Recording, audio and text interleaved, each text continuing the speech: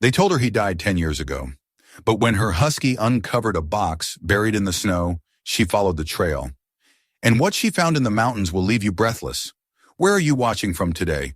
Drop your country in the comments below, and don't forget to subscribe, because tomorrow's story will hit even deeper. The morning wind slid down from the Colorado peaks in slow, whispering spirals, curling around the small homestead at the edge of the timberline. The snow had come early that year, thick, quiet, and endless, and the world beyond Clara Whitmore's porch looked like a sea of frozen white. She stood there wrapped in a worn wool coat, hands around a chipped mug of coffee gone cold hours ago, her breath turning to mist in the brittle air. For 10 winters she had watched the same horizon, the same line of mountains that had taken her husband from her. 10 years since the avalanche swallowed Nathan Whitmore whole and left her with a cabin, a name that felt more like a gravestone, and silence that never went away. The townsfolk had stopped asking long ago. Pity had a short memory in Ridgebend, but she hadn't forgotten. She could still hear the echo of his laughter in the hall, still see the way he'd tilt his head when thinking, his thumb brushing the stubble on his jaw. And she could still remember the day they said he was gone. The endless snowfall, the rescue teams that came back empty-handed, the mountain refusing to give back what it had claimed. Now her only company was Balto.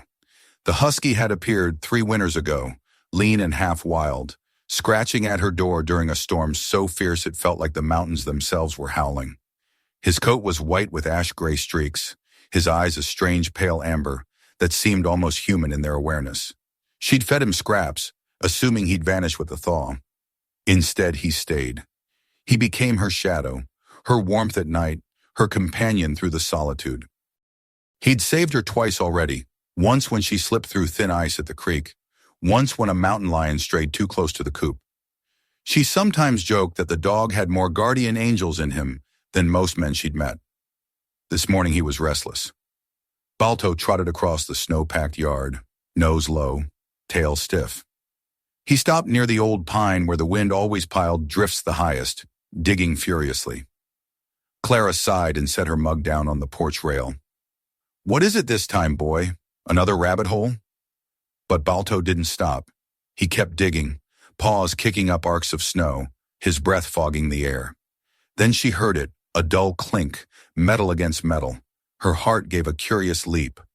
When she reached him, she saw what he'd uncovered, the edge of a small iron box, half buried and rimmed with frost. It wasn't new. The hinges were rusted, the corners dented, the lid etched with faint initials. N.W. Clara froze. Her breath caught, and for a moment the sound of the wind vanished. Only the pulse in her ears remained. Nathan Whitmore. Her hands shook as she cleared more snow away and pried the lid open. The hinges groaned, metal snapping loose. Inside, wrapped in oilcloth and string, were letters, at least a dozen of them. The paper was brittle but intact, the handwriting unmistakable. She had read enough of his notes, seen enough of his scrawled grocery lists and maps, to recognize the looping confidence of his pen. Her knees buckled. She sat in the snow, fingers trembling as she unfolded the first sheet. The date hit her like a fist, 6 months after his supposed death. "If you're reading this, Clara, it means you never stopped searching. I'm sorry, I had to disappear. They were watching us." The mountain wasn't an accident. Her vision blurred. The words swam before her eyes. Balto whined softly and pressed his head against her shoulder, the warmth of his fur grounding her. She turned the page, her breath shallow. "There's a place I built our Echo Station. You used to call that ridge my folly. It's real now. I left everything there. If you ever need the truth, follow the deer trail past the North Ridge. You'll find me or what's left of me." Her pulse quickened. She flipped through the rest. Each letter spoke of unfinished work, of danger, of a secret buried beneath snow and silence. One map, roughly drawn, was tucked at the bottom of the box, marked with a single X near a narrow canyon she knew well, the same place where rescuers had searched a decade ago. She sat there in the cold for a long time, letters scattered like snowflakes across her lap, the past collapsing into the present. If the dates were real, Nathan hadn't died in that avalanche. He'd lived long enough to write all this. But why? And who was they? The wind shifted, carrying a low moan from the pines, and she realized how late it had grown. Clouds were rolling down the slopes, thick and gray. She gathered the letters, wrapped them again, and rose to her feet. Back inside the cabin, the air was warm, but heavy with ghosts. Nathan's tools still hung on the wall, untouched. His jacket remained on the peg by the door. For years, she told herself she kept those things for memory's sake, not because part of her refused to accept the truth. Now she wasn't sure which lie was worse. Balto padded to the hearth and lay down, eyes on her. He seemed to sense her turmoil. She poured herself a shot of whiskey, swallowed it in one burning gulp, and spread the letters on the table by lamplight. Every page she read pulled her deeper into confusion and disbelief. He mentioned someone named Tobias, mentions of Helix Mining Company, and warnings. If Helix finds the samples, they'll bury everything, including me. Trust no one in town, not even the doctor. Clara frowned. Doctor? The only doctor in Ridgebend was Martin Cole, a quiet man who treated her sprained wrist 2 years ago. The same man who had signed Nathan's death certificate. The whiskey's warmth turned to ice in her gut. Balto lifted his head, ears twitching at the sound of distant thunder. Snow was coming again. She felt a pressure in her chest, part fear, part resolve. She gathered the letters into her satchel and looked at the map once more. The trail was faintly familiar, a climb through the ravine above Frost Hollow, then north toward an area locals called Widow's Pass. A cursed place, they said. Too many had died there. But she was done listening to ghost stories. She packed before dawn the next morning food, a rifle, her father's compass, and the letters. Balto paced restlessly by the door, whining when she strapped on her pack. I know, she murmured, fastening her coat. You think I'm crazy. Maybe I am. She knelt and scratched his neck. But if there's even a chance he's out there, I have to know. The husky tilted his head, then nudged her hand decisively. He would not be left behind. Outside, the world was a blur of white and silver. The snow had stopped, but mist hung low over the ground, curling between the trees like breath from a sleeping beast. Clara saddled her horse, an old chestnut mare named Sage, and slung her rifle across her shoulder. Balto bounded ahead, nose to the wind. By midday, the trail had vanished under the drifts, forcing her to trust the map and the dog's instincts. They moved through forests that felt untouched by time, through silence so absolute that the crunch of hooves and the rhythmic pan of Balto's breath became the only sounds in the world. She stopped near a frozen creek to rest.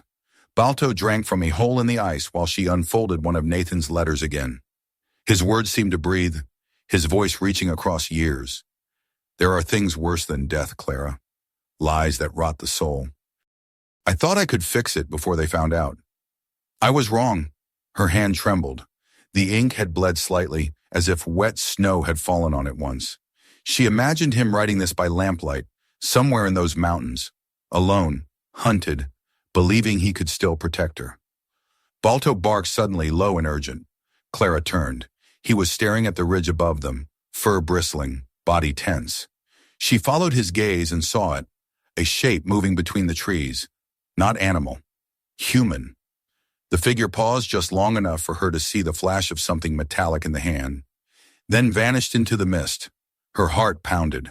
For a moment she considered turning back.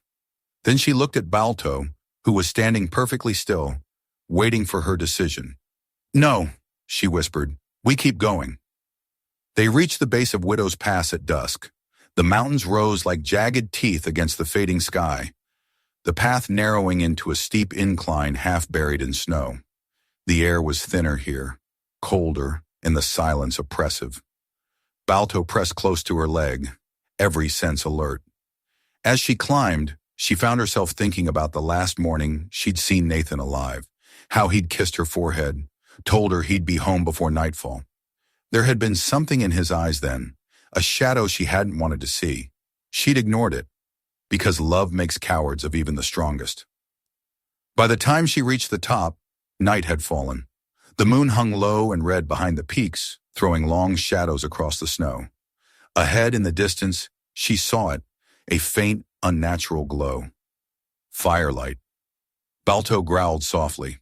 Clara gripped her rifle and whispered, "Easy, boy." They crept forward, hearts pounding in rhythm, snow crunching underfoot. Then she saw it clearly, a cabin standing alone on a rocky shelf, smoke curling from the chimney. The same cabin drawn on Nathan's map. But Nathan Whitmore had been dead for 10 years, and someone was inside. Clara stood frozen, the wind tugging at her coat. Balto's growl a low rumble beside her. Every instinct screamed to turn back. Yet her heart pulled her forward. She had come too far to stop now. Some truths, she thought, have to be faced even if they ruin what's left of you. She took a deep breath, gripped the rifle tighter, and stepped toward the cabin, the snow swallowing her footprints behind her. The storm rolled in by morning, smothering the ridgeline in white silence. Wind clawed at the trees as Clara Whitmore guided her mare through the canyon, following the faint ink of her husband's map. Snowflakes clung to her lashes like ash. Each breath turned to crystal in the air before shattering and vanishing into nothing. Balto ran ahead, a gray blur slicing through the whiteness, his tracks the only proof that something living still dared cross this frozen wilderness. By noon the clouds cracked open, sunlight spilling through in cold shards that danced over the peaks. Clara dismounted, the horse trembling from the climb, and turned her gaze to the valley below. What she saw made her heart stop. There, nestled against the rock wall where the avalanche had supposedly buried everything 10 years ago, stood a cabin, whole, solid. Smoke rose from its chimney in thin gray ribbons. It shouldn't have been there. For 10 years that slope had been nothing but scarred stone and ice. No tracks, no timber, no sign of life. But now she could see the roof, newly built, and the faint glint of a lantern in the window. Balto barked once, his tone low and uncertain. Clara gripped her rifle tighter, pulse thudding in her throat. "Easy, boy," she whispered. "We'll just look, nothing more." They descended the narrow trail slowly, her boots sinking deep into drifts. Every step made the air heavier. When she reached the door, she saw details that twisted her stomach. A small horseshoe nailed above the frame, the same charm Nathan used to hang over their old porch in Ridgebend. On the windowsill, through a smear of frost, she saw a coffee cup, half full. Steam still rose from it. Someone was inside. Clara swallowed hard and raised her hand. Before she could knock, Balto's ears flicked. He growled, first standing. Then from inside came a sound she hadn't heard in 10 years. A man's cough, low and familiar. Her heart nearly stopped. She pushed the door open. The interior smelled of pine resin and tobacco. The stove crackled softly. A wool blanket hung over a chair. Boots by the hearth, his boots. The same worn soles she used to patch after his mountain trips. A half-finished journal lay on the table, a lantern beside it. She stepped closer, trembling. The handwriting on the open page was unmistakable. Nathan's. "Snow's thick again. Found traces near the ridge too, many footprints for a simple patrol. If they come this far, I'll have to move the cache." The ink was fresh. The date at the top of the page read only 3 days ago. The world seemed to tilt. She gripped the edge of the table to steady herself, her eyes darting across the room, his jacket hanging by the bedpost, his compass, his pipe, his handwriting. All of it alive. Immediate. Impossible. Balto padded toward the far wall, sniffing. He scratched once at a plank that sounded hollow beneath his paws. Clara knelt and pulled it loose. Beneath the floorboards lay a tin box filled with papers and maps, each stamped with a symbol she recognized from the letters. Helix Mining Co. Before she could examine them, footsteps crunched outside. She froze, motioning for Balto to stay silent. A shadow crossed the window. The door creaked open, and there he was, Tobias Lane. He looked older, the lines around his eyes carved deep, his beard flecked with snow. But she knew him instantly, Nathan's old partner from his prospecting days, the man who had spoken at the memorial with tears in his voice. When he saw her, he stopped dead. "Clara!" Her grip tightened on the rifle. "You have 2 seconds to tell me what the hell is going on." He raised his hand slowly. "It's not what you think." "Then start talking." Tobias exhaled, glancing at the letters scattered on the table. "You found them, didn't you?" "Nathan left them for you. I told him you'd come one day. Her throat tightened. He's alive? Tobias's jaw worked as if chewing on the weight of a decade. Was. Last I saw him was 3 months ago. He came here, same as you, with proof enough to bring down Helix Mining for good. Said he finally had everything. Ledgers, witness lists, shipment routes. Then he disappeared. Disappeared where? Tobias stepped closer, lowering his voice. He went north, to the old observatory above Frost Peak. He thought it'd be safe there till he could meet the marshal. What marshal? Elise Carter, federal investigator out of Denver. He trusted her.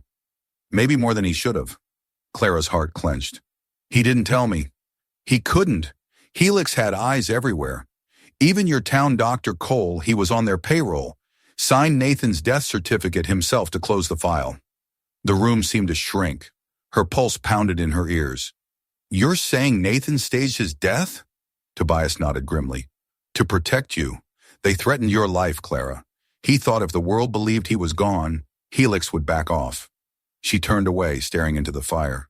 Rage, sorrow, disbelief, all tangled inside her like barbed wire. 10 years of grief suddenly inverted into something sharper. Balto let out a low whine. He was staring at the door, hackles raised again.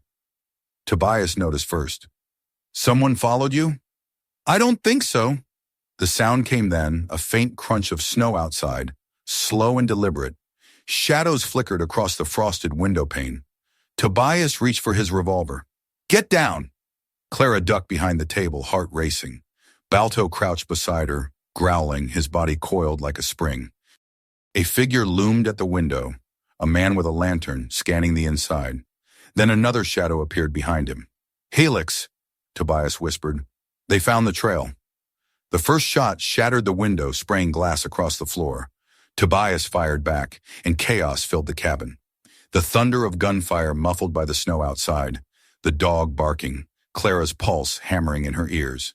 When the last echo died, silence returned, heavier than before. Tobias peered through the broken window. They're gone. For now. Clara's hands shook as she reloaded the rifle. They'll come back. Yes, which means we move tonight. She looked at the open journal, the letters, the tin box filled with papers. We take everything. Tobias nodded. The truth is bigger than this cabin. Nathan knew they'd never stop till they buried it for good. Balto whined softly, pacing near the door, glancing toward the trail. Outside, the wind carried a new sound, the faint echo of boots retreating through snow. Tobias doused the lamp and slung his rifle. The observatory's half a day north if we cut through White Hollow. You and the dog can keep up? Clara met his eyes, steel replacing the grief. We've come farther. They left before dawn, carrying the letters, the journal, and the tin of evidence. Behind them, the cabin stood dark and silent, smoke still curling from the chimney like a dying memory. As they climbed into the frozen wilderness once more, Clara looked back only once. The glow from the window had vanished, swallowed by distance. Balto walked ahead, leading the way through untouched snow, his tail low but steady, his instincts guiding them toward the unknown. Above the ridgeline, thunder rolled again, a promise that the mountain's secrets were far from finished. The world had turned to white silence. By dawn, the storm had erased every sign of their passing. The path they'd taken from the cabin now lay beneath drifts so deep that even the trees looked suffocated, their black limbs heavy under frozen weight. The only sound that broke the stillness was the rhythmic crunch of boots and the low panting of Balto, whose breath came in pale bursts that hung in the air like ghosts. Clara trudged behind Tobias, the tin box strapped to her pack, the letters pressed close against her chest as if they were the only thing keeping her heart beating. Every few steps, she glanced back, half expecting to see dark shapes rising out of the white. The men from Helix would come. Tobias was right about that, but she couldn't think about them now. She could think only of Nathan. Somewhere in this frozen maze, her husband was alive, or had been. And if he'd survived all these years, hiding from men powerful enough to bury entire towns under their lies, then she owed him the same kind of fight. Balto stopped suddenly at a ridge. His body stiffened, ears sharp. Clara followed his gaze. The dog began to bark not wildly, but in a focused, deliberate pattern, as if calling her to see. Tobias raised a hand, signaling her to stay put, then moved ahead through the mist. When he reached the edge, he froze. "Clara," he called, his voice low but strained. "You'd better see this." She joined him, and her stomach turned. Below, at the bottom of a narrow ravine, the snow was broken and red. Torn packs lay scattered among rocks. A blood trail led into a cluster of pines. Clara's breath hitched as she noticed the sleeve of a jacket caught on a branch. Familiar olive green canvas, frayed at the edge. Nathan's jacket. Her knees went weak. Tobias steadied her arm. "He was here," he said quietly. "But not alone." They climbed down into the ravine. The snow told the story better than words could. Boot prints, at least 4 sets. Dragging marks. A scuffle frozen mid-motion by the cold. Balto sniffed along the trail, tail stiff. He whined once, then trotted toward the pines. There, half buried in drifted snow, lay a small leather pouch. Clara knelt and brushed it clean. Inside were papers, maps, coded notes, and a torn photograph. It showed Nathan standing beside a woman in a dark coat. Her face was half in shadow, but Clara could see enough. Sharp eyes, steady posture, a federal badge clipped to her belt. "Elise Carter," Tobias murmured, confirming her thought. Clara studied the picture in silence. The edges were worn, as if Nathan had carried it for years. That small detail cut deeper than any wound Helix could inflict. "He trusted her," she said softly. "Maybe more than he should have," Tobias said, not unkindly. "But she's the only one left who might know where he went." Balto barked once, breaking the tension. He was digging again, this time near a fallen log. When Clara came closer, she saw it. A faint streak of blood leading away into the trees. Smaller now, fresher. Whoever had bled here wasn't dead yet. They followed the trail north through the pines. Hours passed. The sun never fully rose. Instead, it hovered behind a gray veil, turning the snow to a colorless glow. The world felt hollow, suspended between life and death. Clara's legs ached, her lungs burned, but she kept going. Balto led with tireless focus, stopping only to listen, to scent the wind. Near midday, the forest thinned, revealing a plateau. From there, they could see the ridge of Frost Peak black stone jutting from the snow like the spine of a buried giant. And atop it, silhouetted against the clouds, stood the shape of the old observatory.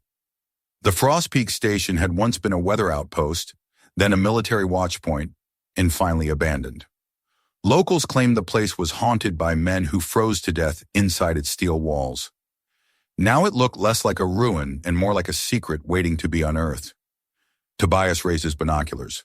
"Smoke," he said. "Someone's there." "Helix? Maybe Nathan." Clara tightened her scarf. "Then we're going." But before they could move, Balto growled deep, guttural warning. A second later came the sound of snapping branches behind them. They spun just in time to see figures emerging from the tree line. 5 men in dark coats, rifles in hand, their boots crunching over snow. "Down!" Tobias hissed. He fired first. The shot cracked through the cold air like thunder. Clara dropped behind a boulder, clutching her rifle. Balto darted forward, barking ferociously, drawing the gunman's aim. One bullet whistled past her ear. Another shattered bark inches above her head. Tobias took down one of the attackers with a clean shot to the leg. Then everything dissolved into chaos. The echo of gunfire bouncing between the cliffs, the hiss of bullets through snow. Balto lunged at one man who'd broken cover, sinking his teeth into the man's arm and dragging him down. Clara rose, fired once, twice, one shot grazing, the second finding its mark. And then, as suddenly as it began, silence returned. Only the wind remained, carrying the faint groan of the wounded into the valley below. Clara's heart hammered. She turned. Balto was limping, his paw leaving small red marks in the snow. "No, no, no!" She dropped beside him, checking the leg.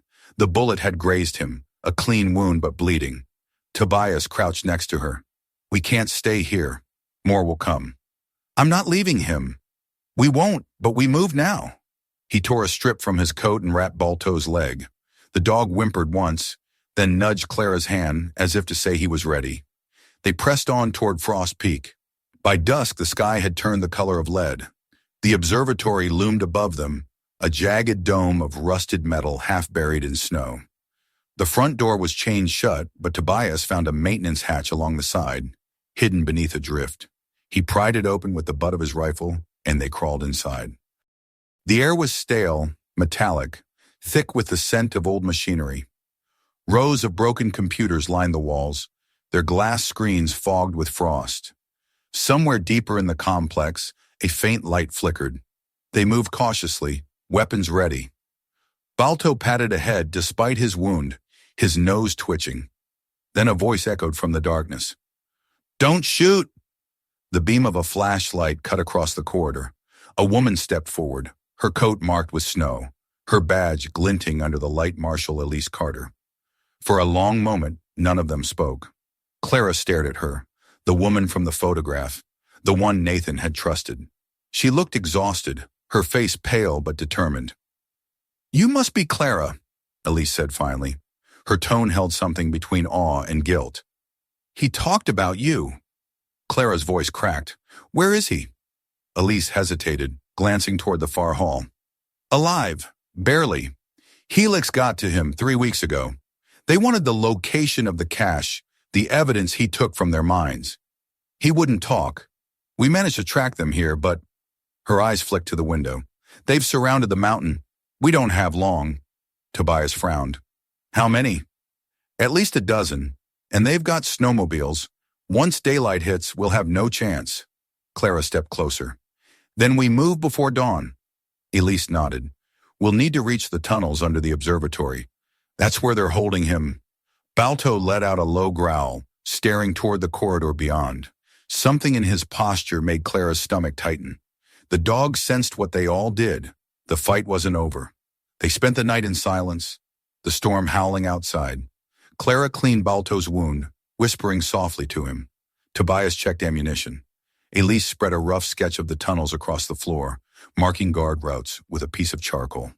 At last, Clara stood, staring out the cracked window toward the mountains buried beneath moonlight. Somewhere under that ice, her husband was waiting. 10 years, she murmured. 10 years he stayed alive while I mourned him. Whatever it takes, I'm bringing him home. Balto lifted his head, amber eyes gleaming in the dim light. Outside, the wind shifted, carrying a low-distance sound engines. The Helix men were coming, and this time, the mountain would decide who survived its silence. The wind screamed across Frost Peak, rattling the steel bones of the old observatory as the last night before dawn bled into gray. Inside, the air was brittle and heavy with the scent of oil and snow. Clara Whitmore crouched near the frozen window, watching faint lights moving below.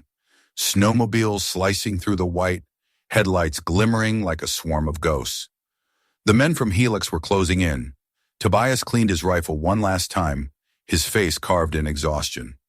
"We won't get another chance," he said quietly. "Once they reach the ridge, we're boxed in." Marshal Elise Carter spread the map of the tunnels over a steel crate, her gloved finger tracing a narrow passage leading downward beneath the observatory. "This shaft here connects to the mining tunnels. That's where they're holding him. Nathan's in a containment cell under Section C, near the frozen pumps. It's a labyrinth down there, but Balto might help us find him faster." Balto stood by the door, paw still wrapped but steady. His ears twitched at the mention of Nathan's name. Clara rose. "Then we go now. Every second we wait, he's closer to..." She didn't finish. She couldn't. Elise nodded, checking her pistol. "Follow me, and stay quiet. The sound carries under the ice." They moved through the observatory's service corridor, down a rusted stairwell slick with frost.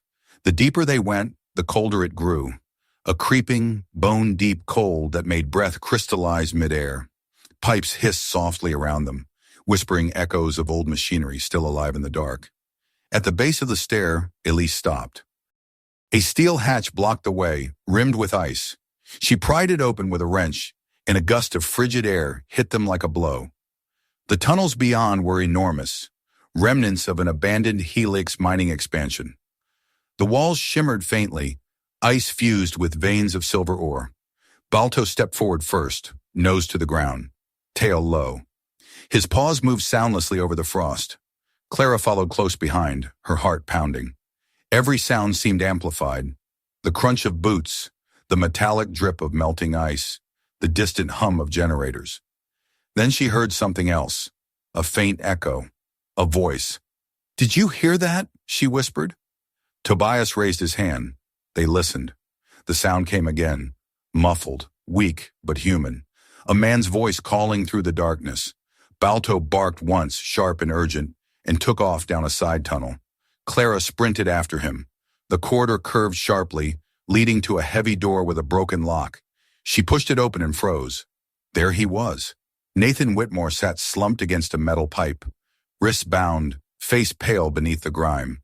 His beard had grown long, streaked with gray, but those eyes, blue, clear, impossibly alive, lifted to meet hers. "Clara!" His voice cracked. "God, I thought—" She dropped to her knees, pulling him into her arms. For a moment the world stopped. The wind, the tunnels, the danger. Just them, breathing the same air after 10 years of silence. Balto whimpered, pressing against Nathan's side. The man's shaking hand rose weakly to touch the dog's fur. "You kept her safe," he murmured, his lips trembling. "Good boy." Elise moved to check his restraints. "He's dehydrated but alive. We have to move before—" A gunshot split the air. The wall behind them exploded into sparks. Tobias shouted, "Not down!" and dragged Clara behind a crate. A voice echoed from the corridor, cold, commanding, familiar. "Well," it said, "the reunion I've been waiting for." Out of the shadows stepped Roland Kettering, CEO of Helix Mining, wrapped in a fur-lined coat, his pistol gleaming under the flickering lights. His face was calm, his smile slow. "You were always too sentimental, Nathan. Should have burned the evidence instead of playing hero." Clara's blood ran cold. "You murdered those miners," she hissed. Kettering's grin widened. "Collateral damage, same as your husband.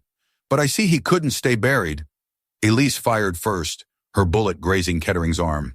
Chaos erupted, gunfire tearing through the cold. Tobias took cover and returned fire, shouting for Clara to drag Nathan out. Balto barked furiously, launching toward the nearest guard, teeth sinking deep into his arm. The room became a storm of noise. Bullets ricocheting, shouts echoing, ice cracking underfoot. Elise hit the power switch on the wall, plunging the tunnels into red emergency light. Shadows danced across the walls like ghosts. "Go!" she yelled. "There's an exit through the drainage shaft." Clara pulled Nathan to his feet, half carrying him down the corridor. Balto limped beside them, snarling at any shape that moved. Behind them, Tobias and Elise fought to hold the line. When they reached the shaft, Clara saw it, a narrow tunnel sloping upward, light faintly visible at the end. Freedom.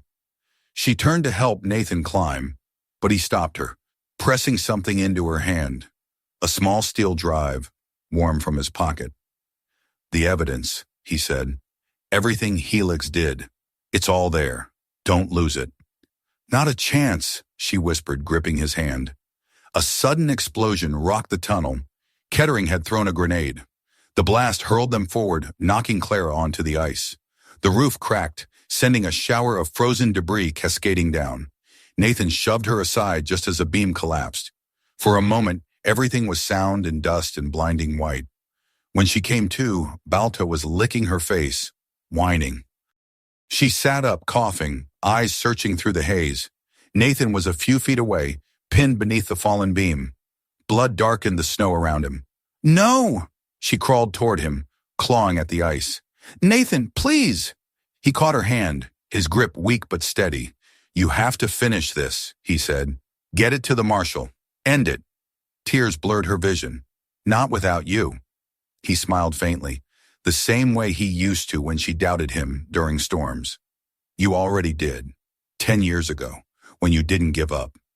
Balto barked wildly, pulling at her coat as if urging her to move. The walls groaned. Another collapse was coming. Nathan's eyes softened. "Go." Clara hesitated only a second more, then kissed his forehead and ran, clutching the drive, Balto bounding beside her. Behind them, the tunnel caved in, sealing him beneath a wall of ice. By dawn, the mountain was silent again. 3 months later, spring touched the lower valleys. In Denver, the Helix mining scandal made headlines across the nation. Federal agents released thousands of pages of incriminating documents, forged safety reports, illegal excavations, hidden fatalities. Roland Kettering was in custody, awaiting trial. Elise Carter had testified before Congress. Clara didn't attend the hearings. She stayed home, on the porch of the old cabin Nathan had built with his own hands. Balto lay at her feet, healed, his fur gleaming in the sunlight. She held Nathan's compass in her palm, watching the needle tremble north, toward the mountains that had taken and returned everything. Tobias stopped by often, helping her repair the roof, stack wood, keep the silence filled with something other than grief. They didn't talk much about that night. They didn't have to. Sometimes at dusk, Balto would rise suddenly, staring toward the ridgeline, tail still, ears pricked. And sometimes when the wind came down through the pines just right, Clara swore she could hear it. A faint echo of footsteps crunching through snow. The whisper, if this story moved you, make sure to like, share, and subscribe. Because tomorrow's episode will reveal a truth even colder than the mountain itself.